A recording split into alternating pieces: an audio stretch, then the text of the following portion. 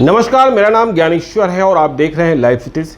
देखिए, कोरोना को जो लेकर खबरें हैं वो खबरें भयावह ही है।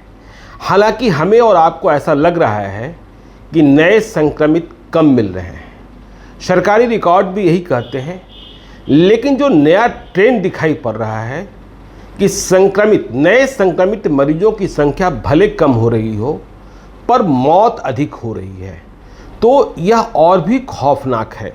देखिए, हम नेशनल रिकॉर्ड की बात कर लें, देशव्यापी रिकॉर्ड की बात कर लें, तो पिछले 24 घंटे में मतलब 17 मई को, आज तारीख है 18 मई 2021, 17 मई को 2,63,533 नए लोग मिले हैं जो कोरोना की चपेट में आए हैं। तो ये जो आंकड़ा है दिखने में कम लगता है, पहले से कम हुए हैं, पर देखिए जो इससे ज़्यादा भयावह है, जो हमें और आपको डरा सकता है, वह यह है कि 17 मई को कोरोना की वजह से 4,329 लोगों की डेथ हुई है। और ये जो डेथ है, इस कोरोना की दूसरी लहर में एक दिन में सर्वाधिक मौतों का रिकॉर्ड बना रहा है। तो देखिए, डरना तो पड़ेगा, क्योंकि जो सिम्टम्स दिखाई पड़ रहे हैं, आपने इसी दौरान यह खबर भी, मनहूस खबर सुनी कि डॉक्टर के अग्रवाल का निधन हो गया, पद्मश्री डॉक्टर के अग्रवाल का, जो कोरोना से कैसे लड़े पूरे देश को बता रहे थे। करीब 10 करोड़ लोगों ने उनके वीडियोस देखे थे और 2020 से ही कोरोना की लड़ाई में वे अग्रिम बने हुए थे। तो डॉक्टर के अग्रवाल भी ज़िंदगी की जंग हार गए। हालांकि उन्होंने दो वैक्सीन ली थी, मतलब दोनों वैक्सीन ले ली थी।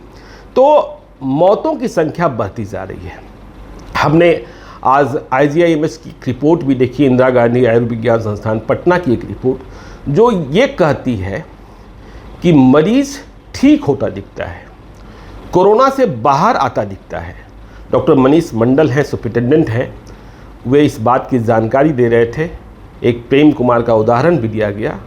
पर जो नया खतरनाक ट्रेंड दिख रहा है कि मरीज़ की हालत ठीक होती दिखी, लेकिन इसके बाद अचानक से दूसरी तरह का संक्रमण, जैसे हार्ट में जो ऑक्सीजन है वो कम होने लगता है। क्यों कम होने लगता है? क्योंकि हार्ट में जो ब्लड सर्कुलेशन के लिए धमनियां हैं वो ब्लॉक हो जा रही हैं, और जब ब्लॉक हो जा रही हैं तो ब्लड में, मतलब हार्ट में ऑक्सीजन का लेवल कम हो जाता है। इसके बाद अचानक से कार्डियक अरेस्ट, मतलब हार्ट फेल हो जा रहा है। तो ये गंभीर बात है और इससे हमें आपको बचना होगा। किस तरीके से अपने को बचाएंगे, यह चुनौती है। 17 मई को कोरोना की दूसरी लहर में सबसे अधिक मौत की खबर आई है, 4,329। इसका आशय, जैसा मैंने बताया, कि संक्रमित मरीजों की संख्या भले कम दिख रही हो, नए संक्रमित मरीजों की संख्या, पर मौत अधिक हो रही है। और ये तो सरकारी आंकड़ा है। सरकारी आंकड़े पर कई तरीके के सवाल पैदा किए जा रहे हैं। आप गंगा में उत्तर प्रदेश से लेकर बिहार तक में बहते 100 देख रहे हैं, और फिर गांव में जो लोग मर जा रहे हैं बिना इलाज के, उनका तो कोई हिसाब ही नहीं है।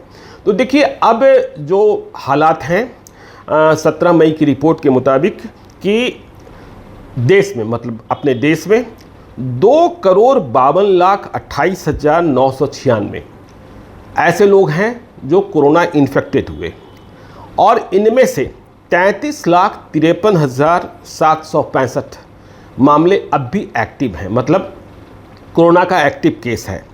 और संक्रमण से मरने वालों की संख्या, कुल संख्या बढ़कर 2,78,719 हो गई है। समझ सकते हैं, 2,78,719 लोगों ने दम तोड़ दिया है। खैर, इसके बाद एक खबर सुकून की यह भी कह सकते हैं कि जितने लोग इन्फेक्टेड हुए उनमें से 2,15,96,512 लोग ठीक भी हुए हैं। मतलब इतने लोग स्वस्थ हो गए।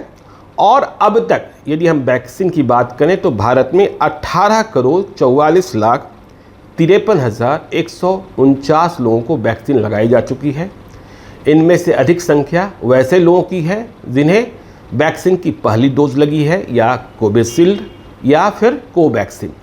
देखिए, अब खबर ये भी है कि स्पुतनिक वैक्सीन, जिसकी एफिकेसी रेट 91-92% बताई जा रही है, Sputnik B, V for victory, तो वह भी आ गई है और इसकी कीमत, एक डोज की कीमत 1250 रुपये 1250 रुपीज़ रखी गई है। मतलब ये वैक्सीन जो है, रशियन वैक्सीन जो है, आपको मुफ्त में नहीं मिलेगी।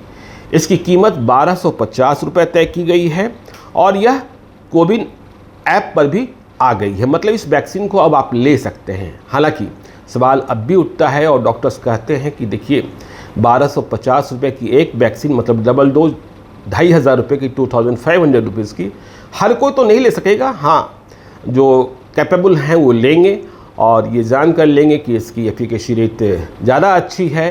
रूस तो यह दावा कर रहा है कि जैसे AK-47 कारगर हुआ, वैसे ही स्पुतनिक भी कारगर है कोरोना से बचाव में। आगे खबर यह भी आ रही है कि स्पुतनिक L भी आ रहा है, स्पुतनिक लाइट, और ये जो वैक्सीन आएगी वो वैक्सीन सिंगल डोज होगी। हालांकि इसकी एफिकेसी रेट थोड़ी कम होगी। तो हालात जो हैं देश के, मौत अधिक हो रही है और इस मौत को कैसे रोका जाएगा और क्या चीज़ें होंगी, देखिए आपको यह भी जानकारी होनी चाहिए कि जो प्लाज्मा थेरेपी थी, इसे अब ICMR ने कोविड प्रोटोकॉल से, मतलब यह मान लिया गया है कि Indian council of medical research की ओर से, कि प्लाज्मा थेरेपी का कोई तर्क या कोई उपयोगिता कोरोना के इलाज में नहीं रह गया है। तो ये सारी चीज़ें हैं। बिहार की स्थिति आप देख रहे हैं, हालांकि मरीज घटे हैं और अस्पतालों में ऑक्सीजन सप्लाई को लेकर अब वैसा हाहाकार नहीं है, या यूँ कहें कि ऑक्सीजन की कमी की शिकायतें नहीं आ रही हैं। कुछ बेड्स भी अब खाली दिखाई पड़ रहे हैं। पर ये जो नया ट्रेंड कि मरीज ठीक हो जा रहा है और फिर अचानक से कार्डियक अरेस्ट, हम कोशिश करेंगे इस संदर्भ में आज कई हृदय रोग विशेषज्ञों से भी बात करने का।